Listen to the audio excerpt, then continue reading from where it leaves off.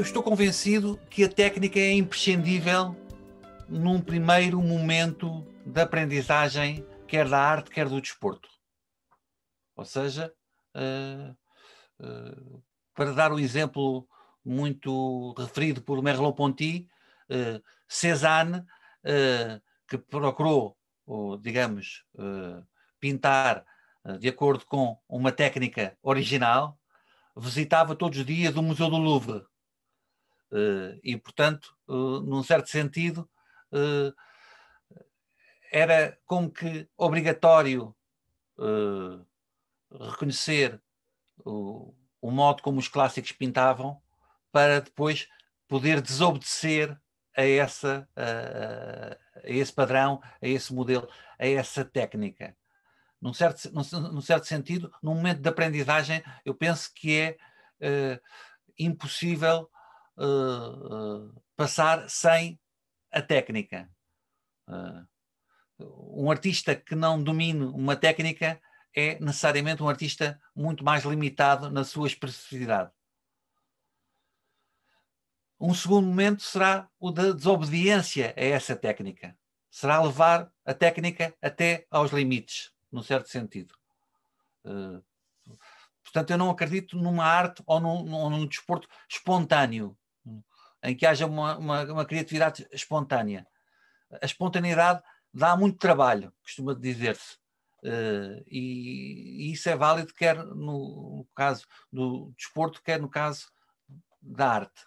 No caso do desporto, por exemplo, um desporto muito técnico como é o ténis, requer uma aprendizagem muito morosa e muito paciente dos gestos técnicos, por forma a se conseguir acertar na bola com um mínimo de eficácia. Mas a verdade é que os grandes jogadores são capazes de ultrapassar os padrões académicos, os padrões técnicos, os modelos técnicos. Inventam novos gestos. Têm essa capacidade de levar a técnica a limites que antes eram inimagináveis.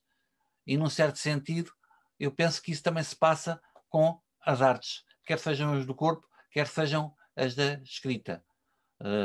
Eu não acredito num escritor que não domine minimamente as técnicas clássicas.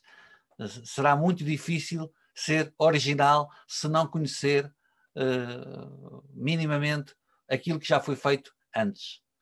Mas a partir do momento em que conhece, a partir do momento em que, como Beckett dizia, já consegue dizer bem, trata-se de procurar dizer mal, num certo sentido.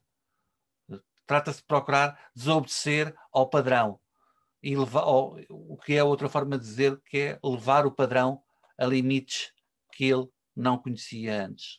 Mais importante ou mais fácil de saber porque é que se faz desporto ou porque é que se faz arte, talvez seja perguntar porque é que se continua a fazer desporto e porque é que se continua a fazer arte. Porque na origem da escolha do desporto que nós praticamos ou da arte que nós cultivamos, pode haver muitos motivos que não são necessariamente autónomos. Pode haver a influência da família, a influência de um mestre, a influência de um professor. Mais inquietante é a pergunta de quando um desportista ou um escritor alcançam já um determinado nível, enfim, podemos dizer no caso do desporto, ganhou tudo aquilo que tinha para ganhar, porque é que continua a fazer desporto? Ou num caso de um artista já obteve o reconhecimento, porque é que o reconhecimento pelos seus pares, pela crítica, pelo público em geral, porque é que continua a fazer arte? E isso talvez se prenda com um verso de António Ramos Rosa que eu gosto muito de citar. Eu desejo o espaço do desejo. Se calhar é esse desejar o espaço do desejo que faz com que o desportista ou o artista continue a desenvolver a sua atividade.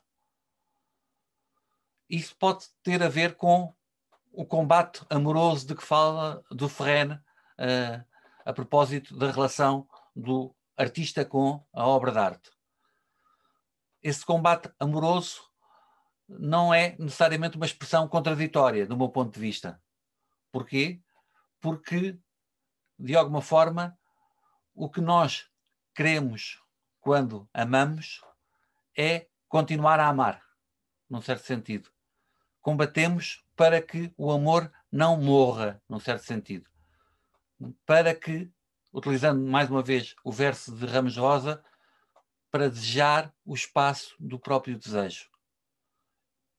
Talvez seja essa a explicação que faz com que jogadores de ténis como Federer e Nadal, que já ganharam tudo aquilo que tinham para ganhar, que já têm todos os problemas financeiros da sua família resolvidos para as próximas 20 gerações, continuem a querer ganhar, continuem a querer jogar. Porquê? Porque o combate amoroso ainda não chegou ao fim. Haverá uma altura em que essa libido, de alguma forma, já não produz efeitos e, num certo sentido, o combate amoroso interrompe-se. Deixa de haver espaço do desejo, se quisermos.